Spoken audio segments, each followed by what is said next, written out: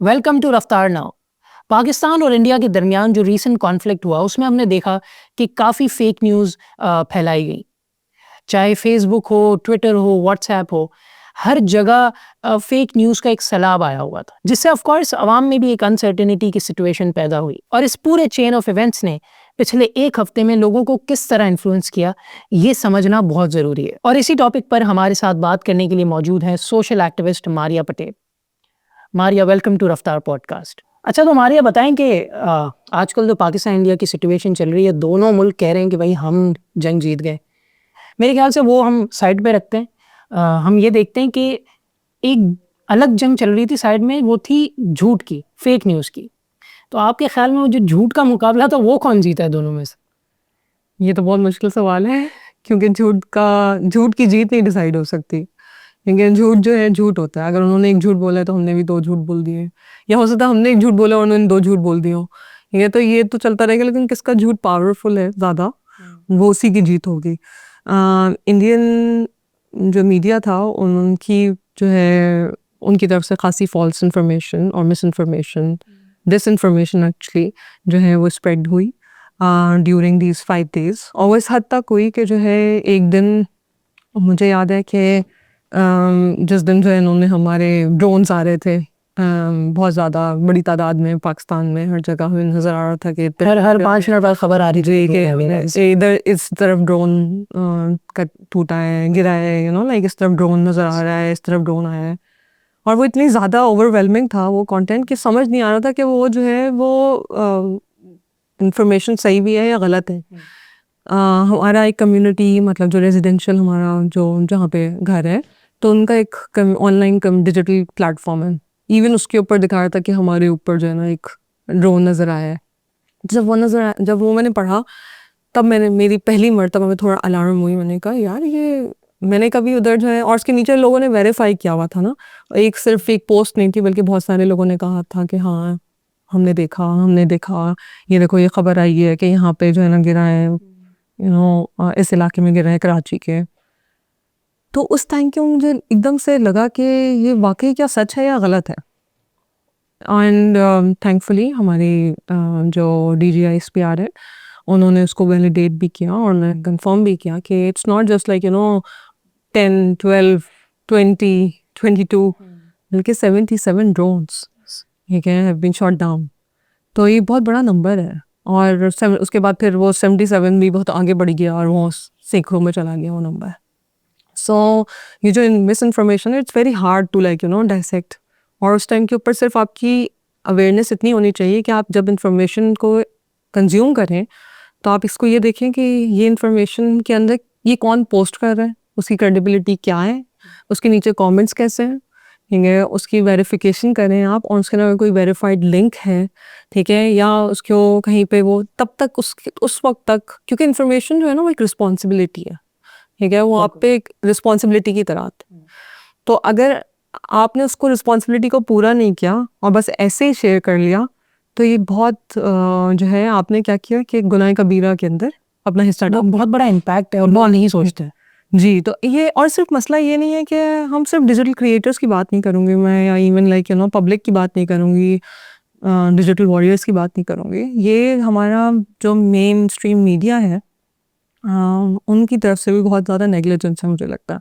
वो without verification information को, क्योंकि उनके ऊपर एक बहुत बड़ा प्रेशर होता है कि बस इन्फॉर्मेशन आई हुई है, जल्दी से उनको चलानी है, ठीक है, और उसकी जो बम्बार्डमेंट है, क्योंकि उनकी कंपटीशन जो है उस टाइम के बाद स्पेसिफिकली इंडिया से था, ठीक है। तो कंसिडरिंग कि आपसे 10 गुना बड़ा मुल्क है, आबादी 10 गुना ज़्यादा है, मीडिया उनका 10 गुना उनसे ज़्यादा बड़ा है, ठीक है, हमारे कम मीडिया चैनल्स हैं, अगर आप उनसे कम्पीट कर रहे हैं जिनके पास इंफॉर्मेशन की उन्होंने बम्बार्डमेंट की दी है, ठीक है, उतने ही डिजिटल वॉरियर्स भी उनके, ठीक है, उन्होंने आपकी पूरी डिजिटल स्पेस के ऊपर, तो आप अगर उनसे कम्पीट करें तो आप भी जो है इंफॉर्मेशन को बहुत अनहेल्दी तरीके से जो है उसको वेरीफाई करते हैं, बस वेरीफाई नहीं करते, बस आप रीशेयर करते हैं, ठीक है। So this is like what I see during these 5 days of war.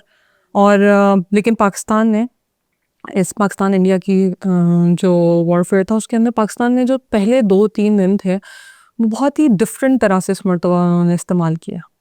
तो पहले उन्होंने अपनी क्रेडिबिलिटी बिल्ड की, द फर्स्ट नाइट एक्चुअली रात के 12:30 बज रहे थे, मैं वैसे ही सोशल मीडिया स्क्रॉल कर रही थी और मैंने देखा कि इंडिया ने पाकिस्तान पे हमला कर दी और बहावलपुर में, like out of all the places, मुरीद के सुन रहे थे, बहावलपुर में एक मस्जिद के ऊपर उन्होंने कहा बहावलपुर में एक जो है ना अटैक हुआ है। That was like you no, उस वक्त तक ये नहीं पता था कि किधर हुआ है, कौन सी जगह पे हुआ है, आपको ये नहीं पता था, बस सिर्फ ये पता था कि शहर का नाम पता था, इंडिया का अटैक का पता था, and it was like really, और आप नहीं चाहते थे कि इसको रीशेयर करें, ठीक है, और आपको नहीं समझ आ रही थी, लेकिन at the same time you want to like you know more about it, तो आप शेयर इसलिए कर रहे होते हैं ताकि शायद नीचे कमेंट्स के अंदर आपको जो है ना कोई इन्फॉर्मेशन मिल जाए, ठीक है, समटाइम्स ये भी होता है। तो उसी वक्त जो है एक प्रेसर हुआ 1:30 बजे रात के, और उन्होंने उसको वेरीफाई किया और उन्होंने बताया, तो पाकिस्तान ने ट्रांसपेरेंसी की कोशिश की पहले 2-3 दिनों में। आई थिंक हाँ एग्जैक्टली, आई थिंक पाकिस्तान जो हमारे मेन स्ट्रीम मीडिया चैनल से, मुझे ऐसा लगा कि वो कंपेयर टू इंडिया वो पहले 2 दिन बड़ा रिस्पॉन्सिबल थे। हाँ, लेकिन उसका एक रीज़न भी है ना कि पाकिस्तान के जो पिछले 2-3 साल थे, हाँ, और उसके अंदर जो पाकिस्तान के अंदर जो साइबर डिजिटल चेंजेस आई, और जिस तरह से डिजिटली देखा गया पाकिस्तान ने देखा कि अच्छा ये अमेंडमेंट आ गई है, इस लॉ के अंदर ये अमेंडमेंट आ गई है, और ये अगर आपने ऐसे बोला तो आपके ऊपर ये अप्लाई हो सकता है, तो ये भी एक डर था जिसकी वजह से बहुत सारे मीडिया जो है बहुत कंट्रोल तरीके से उसको प्ले करने की कोशिश कर रहा था। सो आप कह लें कि कंट्रोल नैरेटिव शुरू में रहा, लेकिन जब पाकिस्तान में जब हमने देखा कि हमारे डीजी साहब आए, उन्होंने बहुत ओपनली, ब्लंटली, ट्रांसपेरेंटली उन्होंने बताया कि ये हुआ है, और फिर दोबारा रात में 4:30 बजे ठीक है उन्होंने आके दोबारा एक प्रेसर किया, तो that says like you no, और कंटिन्यूस इंफॉर्मेशन। फिर सुबह में हमने एक और चीज़ देखी, एक नई चीज़ थी, मतलब विदिन 12 घंटे से भी बहुत पहले, मतलब विदिन 8-10 आवर्स हमने देखा कि जो पाकिस्तान का जो एक प्लेटफॉर्म है एक्स, ट्विटर, वो उधर जो है जो कि ब्लॉक था वो अनब्लॉक्ड हो गया। ये बहुत बड़ी न्यूज़ थी, और ये मुझे लग रहा है कि अनबैन करके भूल तो नहीं गए थे। नहीं, मेरे ख्याल में वो उनके फेवर में गई है चीज़, और उससे उनको बहुत फ़ायदा हुआ है, और बहुत सारी, क्योंकि जो इंडियन न्यूज़ थी वो मोस्टली जो है वहाँ पे एक्स के ऊपर शेयर हो रही थी, और बहुत ज़्यादा शेयर हो रही थी।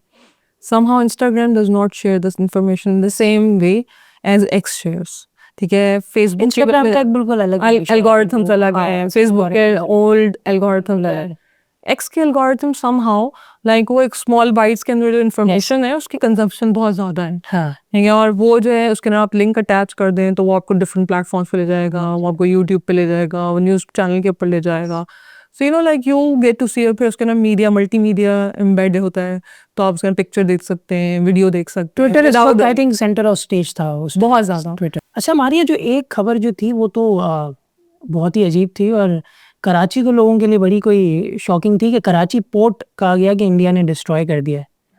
लोग सोचते हैं कि यार इतना बड़ा नाम है, अगर ये शेयर करें तो ज़ाहिर है कोई सच्चाई होगी, तो वो तो फिर हमारे लोगों को जाके वीडियोस बनानी पड़ी, वहाँ पे हमारे कुछ इन्फ्लुएंसर्स है, और वो जाके उन्होंने कहा कि भाई कुछ भी नहीं है यहाँ पे, हम तो खाना खा रहे हैं, घूम रहे हैं, फिर रहे हैं।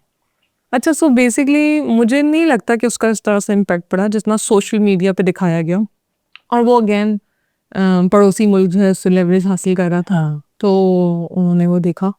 ये जो स्पेसिफिक टू कराची पोर्ट की बात कर रहे हैं, मुझे ये लगता है कि वो बहुत ही डिजिटल स्पेस के अंदर आपको लग रहा था कि वो हो, मतलब कि क्या हो रहा है, तबाहकारियाँ हो रही हैं। इसी तरह से जो वॉर के इम्पैक्ट्स थे वो भी डिजिटल स्पेस में ऐसा लग रहा था। लाइक मैं रोड पे थी उस वक्त, मैं एक शहर से दूसरे शहर जा रही थी, और मैं कराची में नहीं थी, और मैं जो उसको मॉनिटर कर रही थी ज़ाहिर है सोशल मीडिया पे कि अच्छा यहाँ पे पता नहीं गुलिस्तान जौहर के इस ब्लॉक पे नज़र आया है, DHA के इस ब्लॉक पे नज़र आ रहा है, यू नो इस तरह से मिसाइल की आवाज़ आ रही है, किस तरह की आवाज़ें हैं, ये सारी बातें हो रही थी।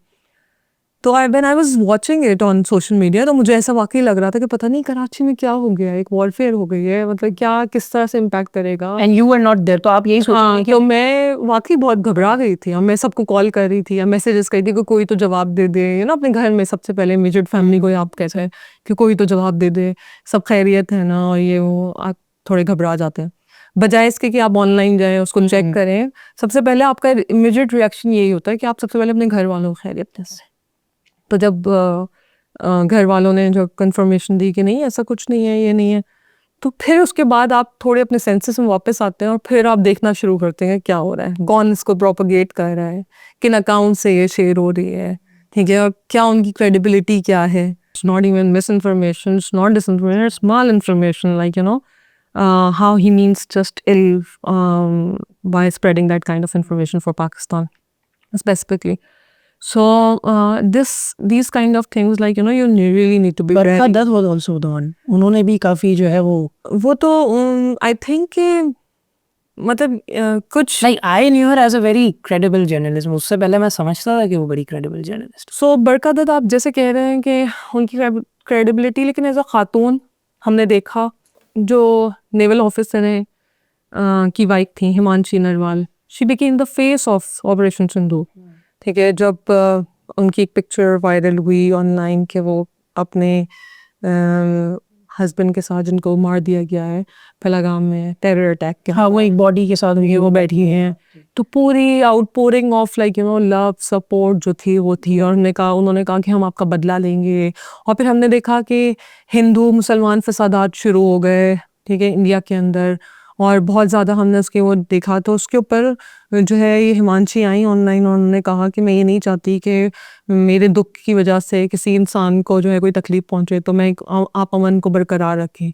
तो उन्होंने उसको कहा कि तो मतलब उसके खिलाफ एंटी वो स्टेट जो है वो कैंपेन शुरू हो गई ऑनलाइन हिमांशी के खिलाफ. And then like they said कि तो एंटी वो है, इनको तो कोई वैल्यू नहीं है, और ये जो है अपोलोजिस्ट है, मुस्लिम अपोलोजिस्ट है, टेरर अपोलोजिस्ट है. इस तरह की बहुत सारी और बहुत गंदी और बहुत पर्सनल अटैक्स किए गए. फिर हिमांशी के साथ फिर इन्होंने ऑपरेशन सिंदूर लॉन्च किया. तो हिमांशी को उस दिन एक वीडियो देनी पड़ी ऑनलाइन जिसके उन्होंने कहा कि बहुत सपोर्ट शो की, मुबारकबाद दी, और उन्होंने कहा कि आई होप कि this will be the beginning of the end of terrorism. ठीक है, ये टर्म उन्होंने इस्तेमाल की. तो लाइक आपको अपना ग्रीफ किस तरह पीछे छोड़ना पड़ता है इस तरह की सोसाइटी के अंदर, ठीक है. तो and being a woman, like how you are being hounded by the like bullies trolls जो ऑनलाइन है आपके. तो बरखा दत्त को भी Barkha Dutt when she is as a journalist, when she is seeing something like that, तो I don't blame her, but also like she lost her credibility long ago, especially like how things have been playing out lately. I don't blame her as such. I don't blame Indian media for anything like that, because maybe like they had to be asked to be very tight-lipped. Yes. Okay, so but mainstream media somehow जो India का है, I think they have a lot of pressure, and they are, अगर वो जो है pro Modi, pro state और जो भी झूठ है उसको सपोर्ट नहीं करते, तो It'll be a problem. It's a life threatening thing for them. और ये जो इस वक्त बेसिकली जो साउथ एशिया का सबसे बड़ा चैलेंज है ना, वो शायद न्यूक्लियर वॉरफेयर है, वो तो है, ठीक है, कि दोनों न्यूक्लियर आर्म्ड कंट्रीज हैं, लेकिन जो सबसे बड़ा चैलेंज है वो ये है कि तो पॉपुलेशन बहुत ज़्यादा है और मीडिया का इस्तेमाल जो है ना वो बिल्कुल भी रिस्पॉन्सिबल नहीं है. और हमारा जो सबसे बड़ा चैलेंज है वो डिसइंफॉर्मेशन और मिसइंफॉर्मेशन है इस रीजन. मैं इसी पॉइंट पे आ रहा था. मिसइंफॉर्मेशन एंड डिसइंफॉर्मेशन, काफ़ी लोगों को, हमारी आवाम को नहीं समझ आती कि वो किस तरह ये चीज़ों को टैकल करें. थोड़ा ये समझाएं कि क्या इन दोनों में डिफरेंस है, और ये मिसइंफॉर्मेशन क्या होती है और डिसइंफॉर्मेशन क्या होती है. अच्छा, कोई ख़ास फ़र्क नहीं है. वैसे मिसइंफॉर्मेशन जो है वो इंटेंट का फ़र्क है, ठीक है, आप कितना हार्म किसी को पहुंचाना चाहते हैं, ठीक है. मतलब मिसइंफॉर्मेशन है कि अच्छा may be like I will gain more followers by posting something, ठीक है, so that count as misinformation. But if I want to create an opinion and want to rewrite an opinion and want to redefine a narrative, that is disinformation. So misinformation and disinformation बस narrative की का फ़र्क है, ठीक है. एक personal है और एक ज़रा बिगर है, जो मुझे ये लगता है. लेकिन दोनों के अंदर जो है ना मल्टीपल चीज़ें यूज़ होती हैं. डिसइंफॉर्मेशन के अंदर कंटेंट क्रिएशन भी होती है. इसके अंदर इसकी एग्जांपल देते हैं. हमारे पास इस वक्त ना बहुत ज़्यादा वीडियोस चल रही हैं जिसके अंदर टेलीग्राफ का एक पेज है, उसमें लिखा हुआ है कि पता नहीं वर्ल्ड्स नंबर 1 आर्म मिलिट्री या एयरफोर्स, पता नहीं इस तरह करके ना एक वो टेलीग्राफ का पेज है और उसके ऊपर वो लगा हुआ है. सो जब आप उसको जरा जूम इन करके देखें, farm air force rules the sky ऐसा कुछ है. ऐसा कुछ करके, राइट. सो अगर आप इसको जरा सा आप जूम इन करेंगे ना तो telegraph.cuk, UK. Yes. ठीक है. So that's like and everybody is sharing it like with so much credibility. That's like misinformation. ठीक है, दैट्स नॉट डिसइंफॉर्मेशन. ठीक है, कि you are just like trying to get an edge. ठीक है, gain some edge. You are not harming anything. Yes, we know, everybody knows, like in those times क्या हुआ, कैसे हुआ. हाँ, एक ज़रूर है बात इस सारे मामले के अंदर. हम जब ट्रांसपेरेंसी की देखें इस वॉरफेयर के अंदर ना, जो मैं पहले भी बता रही थी कि हमने पहले अपनी क्रेडिबिलिटी बिल्ड की और ट्रांसपेरेंसी पहले हमने मेंटेन की, फिर क्रेडिबिलिटी बिल्ड की इंफॉर्मेशन के अंदर. और उसके अंदर जब हम ग्राउंड पे उतरे तो उस वक्त हमने कोई दरीग नहीं की कि हम इंफॉर्मेशन को हर तरह से हम मैनिपुलेट किया हमने. ठीक है, और हमने भी डिसइंफॉर्मेशन कैंपेन चलाई उस दिन, स्पेशली जब हमने ऑपरेशन लॉन्च किया. जिस दिन हमने ऑपरेशन अनाउंस किया उस दिन हमने डिसइंफॉर्मेशन इस्तेमाल करते हुए या फैलाते हुए हमने कोई दरीग नहीं की. हमने कहा कि हम उनकी सेयर स्पेस पे घुस गए, उसकी वीडियोस आ रही हैं, ठीक है, और हमने इस जगह को जो है ना, इस बेस को हमने उड़ा दिया और हमने ये किया और वो सारा कुछ. अच्छा, हमारी एक क्लेम हमारे यहाँ भी हुआ सोशल मीडिया पे कि उनकी एक female pilot Shivangi, I think, वो कहा गया कि भाई वो पाकिस्तान में गिर गई और उनको हमारी फोर्सेस ने पकड़ लिया है. तो और इसका जवाब DGI स्क्वायर ने अपनी प्रेसर में भी दिया कि ऐसा कुछ भी नहीं है और ये बिल्कुल सोशल मीडिया की उन्होंने मिसाल दी कि ये सब झूठ है. तो क्यों लोग इसको सच क्यों समझ लेते हैं, झूठ को, और क्यों उसको एक्सेप्ट कर लेते हैं झूठ को? सो वॉरफेयर जो होती है ना, वो it's like about getting an edge on someone else. ठीक है, यही है ना वॉरफेयर का मतलब. क्या है? ठीक है, कि भाई किसी ना कहीं जीतना है. सो आपको एज कैसे मिल सकता है उन पे? ठीक है, जब आपने देखा इतने ड्रोन्स आपकी एयर स्पेस में आ गई हैं, ठीक है, आपने देखा अच्छा जिस दिन जो है सीज फायर और उससे पहले आपने 2 बेसिस जो हैं उनको टारगेट किया जिसके ऊपर कोई डिनायल या एक्सेप्टेंस नहीं आई है. तो आपको भी कुछ उनके ऊपर एज लेने के लिए कोई किसी तरह की इंफॉर्मेशन जो है चाहिए. और हमारे लिए वो मौका कि हमने एक इंडियन पायलट को पाकिस्तान में चाय पिला के वापस भिजवाया, वो जो है एक हीरोइक मोमेंट है. वो हमारी जो है ना मेमोरीज पे सब है. हम उससे बड़ा मोमेंट क्रिएट करना चाहते हैं. ठीक है, जो मिसइंफॉर्मेशन है या हम ये कहना इंफॉर्मेशन वॉरफेयर जो है या नैरेटिव्स की जो वॉरफेयर है या जो ये ऑप्टिक्स हैं जो भी, वो it's about like getting an edge, make believe. उसके ऊपर आपने जब आप वीडियोस देखें आप जाएं, अब that's like also very important कि how you are going to verify those videos, how you are going to check, and it's like it should be in your like DNA. I think any content creator right now in Pakistan should have these tools. It is part of our discussion. वो मैं आगे चल के उस पर बात करेंगे. ठीक है. So basically जब वो मैं उसको देख रही थी कि अच्छा शिवांगी को जो है इधर पाकिस्तान में उनका जहाज़ गिर गया, ना उनकी जहाज़ की कोई इन्फॉर्मेशन थी कि वो क्या उड़ा रही थी, कैसे आ गई, किस तरह आई. बस एक वीडियो थी, पता नहीं बहुत ही वेग सी थी कि वो जो है ना वो घर के छत पे से ली हुई है. हाँ, वो लोग परिंदा भाग हो रहे हैं, कोई भाग रहे हैं कहीं पे, वो उसमें भी नहीं पता चल रहा कि वो कौन है. लाइक दिस इज लाइक इसमें इस पूरी चीज़ में मेरा एक ओपिनियन था कि अगर ऐसा हुआ भी तो अभिनंदन के टाइम पे आई थिंक, और अब तो हर किसी के पास, किसके पास फ़ोन नहीं है, हर किसी के हाथ में फ़ोन है. तो आप अगर वहाँ लोगों ने पकड़ा तो आप उनको कैसे रोक सकते हो कि वो वीडियो बना के ना डाल दे सोशल मीडिया पे? तो ऐसा कुछ भी नहीं हुआ इस बार. नहीं, फिर भी लोगों ने यकीन कर लिया. कोई उनकी करीब से कोई वीडियो नहीं आई, कोई किसी चीज़ का कोई सबूत नहीं था. लेकिन मेरा ख्याल है उसके पीछे एक रीज़न ये भी था ना कि LOC हमने दिखाया कि भाई वो कहाँ से आई होंगी, LOC से ही आई होंगी. वहीं उसके करीब पे जहाँ पे वॉर ऑलरेडी चल रही है पिछले 3 दिन से, तो उन्होंने ऑलरेडी उसको जो है एवैक्यूएट करवा दिया है. ठीक है, जितनी पब्लिक को आप घर से निकाल सकते हैं. तो लोग या तो अपने घरों में बंद हैं या वहाँ शहर में नहीं रहते. तो इसलिए इट्स ओके टू बिलीव कि जो है ना किसी ने कोई वीडियो नहीं बनाई। इसी तरह से जो ये इवेंट हुआ फलागाम वाला, ठीक है, तो पहलगाम में भी हमने कोई इस तरह की वीडियोस नहीं देखी जिसके अंदर कोई इतने सारे लोगों के पास खुद भी तो मोबाइल फोन्स थे, तो किसी टेररिस्ट की शूट करने वाली कोई वीडियो क्यों नहीं आई, ठीक है, लेकिन हमने उसको बिलीव किया कि भाई आपके इतने तादाद 2 दर्जन से ज़्यादा लोगों को मार दिया और इतना बड़ा इवेंट हो गया और उसके ऊपर जो है भाई वॉर डिक्लेयर हो गई, यू नो, आप इतनी जाने आप लूज़ कर रहे हैं, तो आपने उस पर भी तो बिलीव किया ना, पूरी इंटरनेशनल मीडिया ने बिलीव किया, तो इसको भी इतना मुश्किल नहीं था इसके ऊपर बिलीव करना। लेकिन जो मुझे लगता है कि जो हमने इंफॉर्मेशन को वेरीफाई ना करने का जो ठेका लिया हुआ है ना, या हमने जो है ना उसकी रिस्पॉन्सिबिलिटी नहीं एक्सेप्ट करना चाहते, ठीक है, ये एक बहुत बड़ा चैलेंज है हमारा। और हम जो है ना वो चाहते हैं, इस तरह के बताया ना कि हम चाहते हैं कि हमारे पास कोई और भी अभिनंदन जैसा एक और इवेंट हो जिसको जो है ना हम आइडियलाइज कर सकें, आगे नस्लों को कोड कर सकें, you know, you want to like, you know, believe this. So somehow we are waiting for some heroic moment in our memories. We want to create some heroic moment from this, and that's the reason कि जब हम during this time हमारा meme game बहुत ज़्यादा ऊपर था, तो हमारे पास इस तरह की ऑडियो क्लिप्स भी आ रही थी कि यार सरगोदा में तो अलग ही मामला चल रहा है, ठीक है, यहाँ पे तो ड्रोन जो है ना वो लेकर भाग गए और जो है ना हम उससे नेगोशिएट कर रहे हैं कि प्लीज़ यार ये ड्रोन दे दो ताकि हम उसकी टेक चेक कर सकें।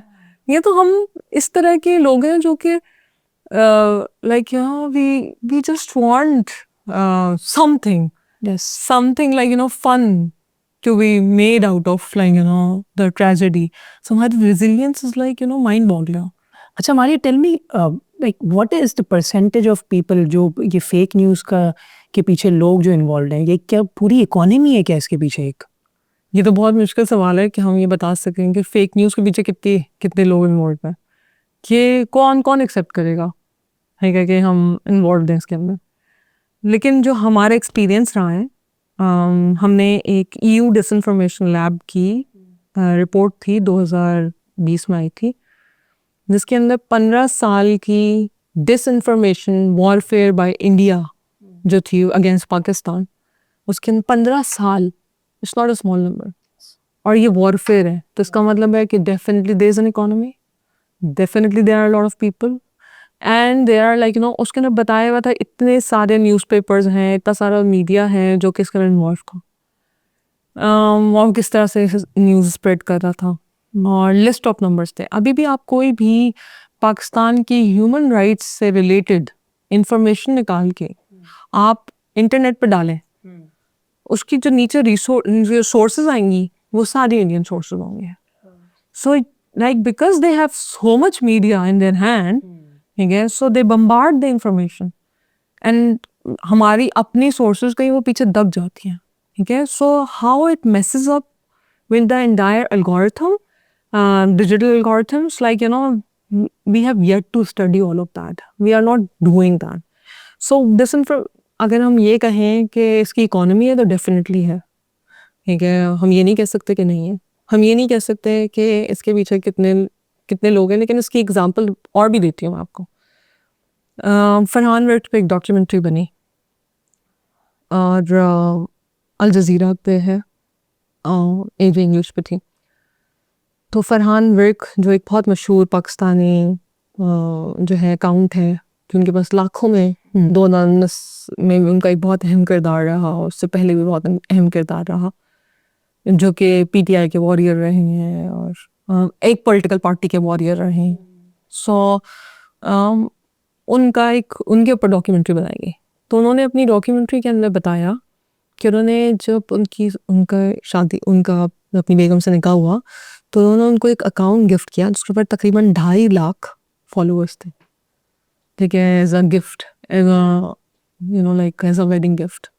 सो does it tell you, like, you know, कि इतने फॉलोअर्स होना, ठीक है, और वो कहते हैं कि बॉट्स हैं, आर्मीज हैं, ठीक है, बॉट्स क्या होती हैं, ठीक है, फेक अकाउंट्स क्या होते हैं, ठीक है, वो कैसे ऑपरेट करते हैं, उसके ऑप्टिक्स क्या हैं, ठीक है। सो ये सिर्फ ये नहीं है कि जो है वो कोई इंसान एक बैठ के एक अकाउंट चला रहा है, ठीक है। So there is a whole dashboard of things, ठीक है, जहाँ पे आप मॉनिटर कर रहे होते हैं और जहाँ में मल्टीपल अकाउंट्स आप रन कर रहे होते हैं, और मल्टीपल प्लेटफॉर्म्स पे आप रन कर रहे होते हैं।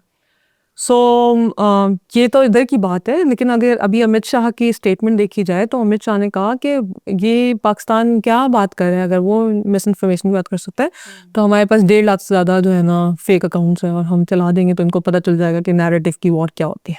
सो you know like there is no contest, हम नहीं कर सकते इस बात को कि इसकी कोई इकोनॉमी नहीं है। Definitely there is an economy of it, और हमने वो इलेक्शंस में भी देखी, अब वॉर में भी देख रहे हैं हम। तो ये तो हमने देखा कि बहुत नंबर ऑफ अकाउंट्स ब्लॉक कर लिए जाते हैं, लेकिन आप रिपोर्ट करते हैं तो वो एक ट्वीट जो है बिल्कुल सेम अल्फाज में और बहुत सारे अकाउंट से हो रही होती है। तो कहाँ कैसे हो रही होती है, और एक ही टाइम पे हो रहे होते हैं, एक ही लाइक यू नो उस पर हो रहे होते हैं। तो definitely like you know there is an economy of it. अच्छा, मुझे बताएं कि how much affect does this have on children, मतलब छोटे बच्चे भी देख रहे होते हैं। आई थिंक अब तो बच्चे भी सोशल मीडिया यूज़ करते हैं, तो वो अगर इस तरह की फेक न्यूज़ और ये देखते हैं तो उनका एक ऑब्वियसली एक आप किसी को देखते हो तो एक पर्सपेक्टिव बन जाता है आपका उनके लिए। मेरे ख्याल में कि हमारे बच्चे शायद ज़्यादा स्मार्ट हैं इस मामले में, और वो टूल्स भी इस्तेमाल करते हैं, वो उसको वेरीफाई भी करते हैं, और वो हसल कल्चर का हिस्सा नहीं है। ठीक है, ये जेनजी का मसला है, मिलेनियल्स का मसला है, सॉरी जेनजी नहीं, ये मिलेनियल्स का मसला है कि हम हसलर्स हैं। ठीक है, ये जो है ये और फिर बेबी बूमर्स, आई थिंक वो तो अलग ही बात, बेबी बूमर्स हो गए, अल्फाज हो गए। So I mean, like, you know, I think they're more responsible, aware हैं, more aware. Yes. They do not consume it like, you know, rationally, and they also like, you know, look for evidences. They also rationalize it. I feel this, yet I have to go through some study around this. I still have to see this. But yes, psychological warfare है ये, और ज़रूरी नहीं है कि जो है ना हर मतलब मैं अगर ये तो मैं अवेयर बच्चों की बात बता रही हूँ जो कि पढ़े लिखे होंगे, स्कूल जा रहे होंगे, न इंग्लिश मीडियम स्कूल्स में पढ़ रहे होंगे शायद, लेकिन अगर और छोटे बच्चों को देखा जाए या उन बच्चों को देखा जाए जिनका एक्सपोजर नहीं है, जिनके पास इतना क्या एक्सपोजर टू द टूल्स नहीं है, या और ये हम अभी अर्बन की बात कर रहे हैं, रूरल एरियाज पे तो हम नहीं है, वहाँ तो फिर और ही अलग बात। तो वहाँ पे लाइक यू नो अगर आप टिकटॉक पे कंज्यूम करें इन्फॉर्मेशन तो definitely you may B like you know tend to believe it what it is. अच्छा, एक चीज़ होती है स्टेट स्पॉन्सर्ड फेक न्यूज़ जो होती है, रियासत जो होती है वो अपना जो बयानियाँ बनाने के लिए फेक न्यूज़ चलवाती हैं, वो ज़ाहिर है उसमें काफ़ी लोग शामिल होते हैं। तो और इसमें हम देख चुके हैं इंडिया का बड़ा एक डिसइन्फो लैब वाला जो था, उसमें कितनी चीज़ें सामने आई थी कि एक पूरा एक नेटवर्क था जो पकड़ा गया था। तो ये स्टेट स्पॉन्सर्ड के बारे में कुछ बताएं फेक न्यूज़ की, ये क्यों चाहते हैं, ये क्यों करते हैं लोग? भाई there is a reason why it's called 5th generation warfare. So basically information जो नैरेटिव कंट्रोल है इसको हम 5th जनरेशन वॉरफेयर कहते हैं। There is a reason why it is called 5th generation warfare. इससे पहले जो वॉरफेयर रही हैं उसके अंदर एयर है, स्पेस है, उससे पहले पैरामिलिट्री है और मैरीटाइम है। ठीक है, तो मतलब एक ट्रेडिशनल फॉर्म ऑफ वॉरफेयर को अगर हम देखें तो उसके अंदर ट्रूप्स होते हैं on foot, soldier on foot soldiers जो होते हैं, मिलिट्री आर्मी जिसको कहते हैं। ठीक है, मैरीटाइम मतलब कि नेवी जो सी की वॉरफेयर है। इसके अलावा एयर वॉरफेयर के अंदर आपका एयरफोर्स होता है। इसके अलावा एक चौथी वॉरफेयर है वो स्पेस वॉरफेयर है, जिसके अंदर सैटेलाइट्स भेजी जाती हैं to control the like you know networks of mobility and like you know हमने इसके अंदर देखा है कि GPS है और बेदू है और इस तरह की और चीज़ें। हर कोई जो है अपने आप को स्पेस में भेजना चाहता है। There is a reason for that because this gives you an edge, there is a dominance over it.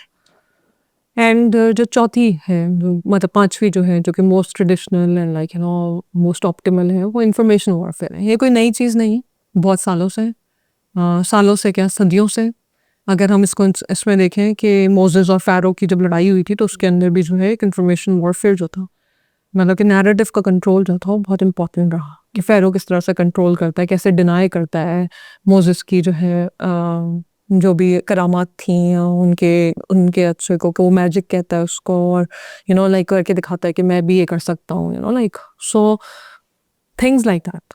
लेकिन नैरेटिव जो है ना उसको अब मॉडर्न टाइम्स में जब उसको डिजिटली लेकर जाते हैं, क्योंकि अब सब ज़्यादा कंजम्पशन जो है वो आपकी डिजिटल स्पेसेस में हो रही है। देयर इज़ अ रीज़न कि why traditional media is also change. तो जब आप उसको उधर लेकर जाते हैं तो उसके बहुत सारे टूल्स हैं, ठीक है, आप उसको बहुत सारी तरह से इस्तेमाल कर सकते हैं। स्टेट उसको डेफिनेटली अपने एज के लिए इस्तेमाल करना चाहती है, आज से नहीं। वर्ल्ड वॉर वन के अंदर फ्रांस ने यूज़ किया था इसको, ठीक है, और हर मतलब ट्रेडिशनली बहुत सारी दफ़ा इसको हमने देखा है कि इस्तेमाल हुआ है। जैसे मैंने बताया कि गुजरात इंसिडेंट के अंदर मोदी ने यूज़ किया था, एक ट्रेन के बारे में कहा कि सारे हिंदूज को जो है मुसलमानों ने उनके पर जुल्म किया, उनके साथ जाती हुई है। सो ये जो इंफॉर्मेशन वॉरफेयर है ना, उसको हम अपने मफादात के लिए इस्तेमाल करते रहे, और ये सिक्योरिटी थ्रेट भी समझा जाता है, सिक्योरिटी एज भी है। सो इंफॉर्मेशन वॉरफेयर जो है उसके बहुत और पैराडियम्स हैं। अब एआई एक नई चीज़ है जो एंटर हुई है इस स्पेस के अंदर, और एआई जो है बहुत ही मैं इसके बारे में ज़रूर बात करूँ। यही से बिल्कुल मैं वहीं आ रहा था कि फेक न्यूज़ को अब हम किस तरह टैकल करें। तो मैं देख रहा था कि भाई एआई टूल्स काफ़ी आ चुके हैं जिसके ज़रिए आप वेरीफाई कर सकते हो कि भाई ये फेक न्यूज़ है या नहीं। तो इसके बारे में ज़रा बताएं कौन कौन से टूल्स हैं और किस तरह लोग इसको लाइक आसानी से यूज़ कर सकते हो। देखिए एआई जो है ना, and how important it is, क्योंकि एआई का एडवांटेजेस भी हैं, ठीक है, और उसी एआई के डिसएडवांटेजेस भी हैं। अगर कोई अच्छे तरीके से यूज़ कर रहा है तो वो कर रहा है, और लोग बुरी तरीके से भी यूज़ कर रहे हैं, तो ये दोनों साइड्स हैं। देखिए यही एआई है जो फेक इमेजेस क्रिएट करने के लिए इस्तेमाल होती है, एग्जैक्टली, ठीक है। यही एआई है जो फेक कंटेंट क्रिएट करने के लिए इस्तेमाल होती है। यही एआई है जो वेरीफाई करने के लिए भी इस्तेमाल होती है। लेकिन जब इस तरह की 5 दिन की जो वॉरफेयर, स्पेशली मैं आपको बार बार इधर लेकर आती हूँ, ये 4-5 दिन जो हमने पाकिस्तान में देखे, मैं बार बार इस तरफ इसलिए लेकर आती हूँ कि इस वक्त हमने एक्स के ऊपर 2 टूल्स सबसे ज़्यादा ट्रेंड होते हुए देखे। एक था ग्रॉक, हर कोई पूछता था ऐड ग्रॉक प्लीज कंफर्म, और ये सबसे ज़्यादा आपने देखा इंडिया से हो रहा है। बड़े मज़े की बात है कि एक्स जब अनबैन हुआ, मैंने कहीं सुना कि भाई एक्स जो है ना आज इजीली लॉग इन हो रहा है, तो मैंने वैसे ही गई सुबह कि वो टाइम था, कोई 10 बज रहे थे, मैं गई तो मैंने कहा वाह फौरन लोड हो गई बगैर किसी वीपीएन किसी चीज़ के, लाइक आपका वो लोड हो गया। तो पाकिस्तानियों के लिए बहुत खुशी की बात थी, बहुत खुशी बात थी, इतने टाइम बाद वो वीपीएन पे नहीं जाना पड़ा, डायरेक्ट ट्विटर पे चले गए। बिल्कुल। और अच्छा साथ में ना तो हर ट्वीट के किनारे पे ना मुझे एक सिंबल नजर आ रहा था, तो I just clicked it and I was like I discovered Grok like that, because like मेरा डिजिटल स्पेसेस से रिश्ता बहुत पुराना है। तकरीबन 1999 में मेरा पहला ईमेल एड्रेस बनी था, तो मतलब मैं तब से इस्तेमाल कर रही हूँ इंटरनेट, और मैंने वो सारी फॉर्मेशंस देखी हैं, उसको एवॉल्व होते देखा है। सो जब ये तो मैं हर चीज़ को ना बहुत ही क्लोजली, डेफिनेटली कब कोई नई चीज़ आई हो, पहले एक्स हुआ तो उस वक्त भी देखा, लोगो कलर पहले ट्विटर का नीला लोगो, पहले वो कुछ और था, फिर किस तरह वो चेंज हुआ, लाइक सारा कुछ बर्ड आ गया, फिर वो एलॉन मस्क ने जो है वो एक्स, तो हमने उसकी वो ट्रांसफॉर्मेशन भी देखी। ये जो हमने वो ट्रांसफॉर्मेशन देखी, तो डेफिनेटली इस तरह की कोई नई चीज़ हो तो आप देखते हैं कि यार ये क्या आ रहा है किनारे। तो उस दिन मुझे उसी वक्त उस मोमेंट के अंदर डिस्कवर किया, अच्छा ये तो ग्रॉक है। अब ये मेरी रिस्पॉन्सिबिलिटी कि मैं उसको किस तरह इस्तेमाल करती, यस, ठीक है। ये अब मुझ पे होना से जब मुझे पता चल चुका है कि मैंने इसका इस्तेमाल किस तरह किया। एक ये टूल था, और जो दूसरा टूल था, जो दूसरा हमने सबसे ज़्यादा देखा, वो था एट आस्क परप्लेक्सिटी।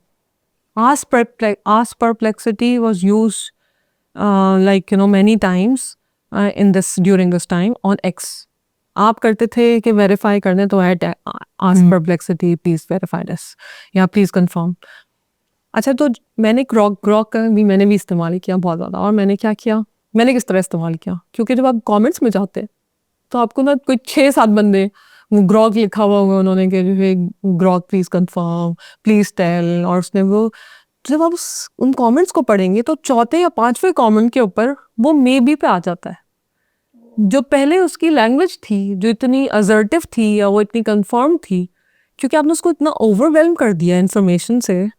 तो it is very important to understand कि एआई की मॉडलिंग कैसे होती है, ठीक है। एआई है क्या, ये एआई इज़ अ लैंग्वेज, ठीक है। लैंग्वेज क्या है, वो एक डिजिटल लैंग्वेज है जो जिसको जितना आप टाइप करेंगे उसकी कैपेसिटी उसी तरह से डेवलप होगी, ठीक है। तो जब आप जो इन्फॉर्मेशन आप उसके अंदर फीड करेंगे, ठीक है, तो वो उसकी कैपेसिटी वही क्रिएट हो जाएगी, वो ओवरवेलम हो जाएगी, वो शायद इतने पास्ट में शायद ना जा सके। ठीक है, अगर मैं 50 वर्सेस 5 हो जाए कि 5 पिछले पुरानी जो वेरीफाइड ट्वीट्स हैं वो 5 हैं, ठीक है, या 5 इमेजेस हैं जो पुरानी हैं, लेकिन अगर वो बार बार ये शेयर किया जाए उसके डिफरेंट एंगल्स से कि जो है ना ये इमेज जो है ये अभी की है, एग्जाम्पल दे रही हूँ, ठीक है, तो ग्राहक would also be able not be able to modify or not be able to verify, ठीक है, so we need to understand कि AI की भी कैपेसिटी है, ठीक है, and how much can we trust, और उसकी लैंग्वेज रीडिंग हमें बहुत ज़रूरी है। ये तो मैं आपको सिर्फ एक ट्विटर के 2 टूल्स बता रही हूँ आपको जो ट्विटर पे इस्तेमाल हो रहे हैं आजकल, जो कि मैंने जब कभी किसी ने कहा कि भाई ये अमन का झंडा लहरा दिया है, और किसी ने कहा कि जो है ना ये बेस उन्होंने तबाह कर दी है, या ये जो है हमारे J10C की फाइट है, और जब हमने उसको वेरीफाई किया इस तरह से लाइक इन चीज़ों को, अब उसके अंदर सिर्फ ग्रॉक नहीं था, ग्रॉक नहीं वेरीफाई करवा सकता था मुझे, या आज परप्लेक्सिटी नहीं करवा सकता था। So there is a very traditional way of doing forensics, which is InVID. It's an InVid is an app. It's a free OSINT tool है, ओपन सोर्स टूल है, और जो कि आप वो कर सकते हैं, उसका प्लग इन आता है, आपने उसके अंदर डेटा अपने सर्च इंजन के अंदर उसको एम्बेड कर सकते हैं, डाउनलोड कर सकते हैं, और आप उसको, वो आपका क्या करता है कि वो आपकी वीडियो को एक फ्रेम बाय फ्रेम डाइसेक्ट करता है, और आप उस फ्रेम बाय फ्रेम उसका एनालिसिस कर सकते हैं। ठीक है, कुछ क्योंकि आप जब वीडियो देखते हैं तो उसके अंदर हर इमेज क्लियर नहीं होती, लेकिन किसी मोमेंट पे वो इमेज क्लियर आती है, ठीक है, दैट टेल्स, और उसको आप फिर रिवर्स इमेजिंग के थ्रू, PIMI के थ्रू, TinEye के थ्रू, इस तरह की चीज़ों के थ्रू, आप टूल्स के थ्रू आप उनको मज़ीद वेरीफाई कर सकते हैं। These are important things because every day on the internet there are 300 million images that are being uploaded. 300 million images का मतलब है 3 करोड़ नई पिक्चर्स, और ये अभी की नहीं है, 1.5-2 साल पुरानी रिपोर्ट है। तो आप उस 3 करोड़ 300 मिलियन, बल्कि 3 करोड़ नहीं, 30 करोड़, ठीक है, 30 करोड़ इमेजेस अगर अपलोड हो रही हैं, तो उसमें से आप ये ह्यूमन कैपेसिटी नहीं है, बिल्कुल भी, ठीक है, कि आप उसमें से आप वेरीफाई करवा सको। तो इसीलिए ये AI tools are very nice, helpful, human friendly, and must know how to use it. These tools are open source and we should learn about them. Every content creator, every news agency, they have a responsibility to verify the news before sharing. Why do they have a responsibility? And especially our mainstream media. Especially, Electronic media, yes. And it is basically why it is, because information is a responsibility. I'm sorry I'm repeating myself again, but information is a responsibility. Yes. तो हमें उस responsibility को, हमें अपनी responsibility समझना चाहिए।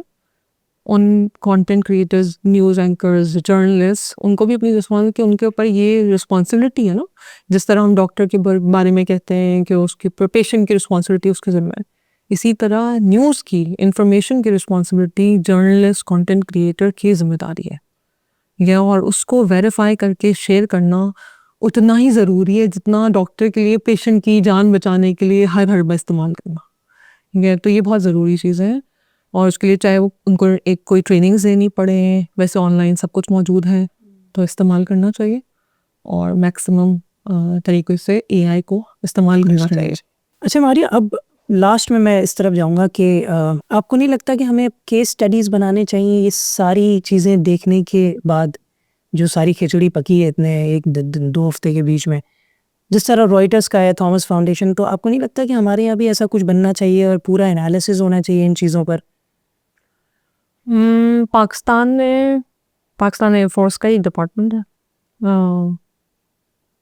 उन्होंने announce किया था कि उन्होंने डिसइंफॉर्मेशन लैब लॉन्च किया, बट उसके बाद मुझे उसके बारे में कुछ ख़ास नहीं पता चल सका। वो 2021 की बात है कि उसके बाद उसमें क्या हुआ, कहाँ गई, उसकी क्या प्रोग्रेस है, वो इस्तेमाल हो रहा है, नहीं हो रहा है।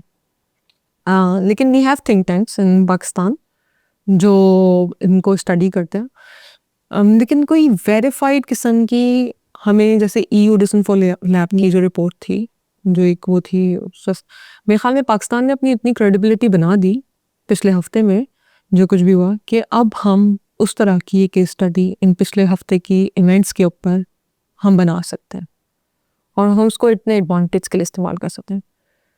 मेरे ख्याल में हाँ, हमारी जो ट्रांसपेरेंसी हमने इस्तेमाल की ड्यूरिंग ऑल दीज इवेंट्स, हम उस ट्रांसपेरेंसी को हमारी स्टेट, हमारी गवर्नमेंट, हमारे आर्मी और ISPR वो उसको इस्तेमाल करके, और जो कोई इस तरह की कॉम्प्रिहेंसिव चीज़ बना सकती है मेरे ख्याल में, जो कि सबके एडवांटेज के लिए हो, but at the same time I think कि थोड़ी सी जो है स्पेस ज़रूर देनी चाहिए, फ्रीडम होना चाहिए, फ्रीडम ऑफ स्पीच, और टॉलरेंस होनी चाहिए, थोड़ा सा रीट्वीक करें अपनी डिजिटल जो क्या कहेंगे, डिजिटली हमें जिस तरह से डिजिटल साइलेंसिंग को दोबारा रिविजिट करें अगर हम, तो मेरे ख्याल में हम बहुत कुछ बदल सकते हैं।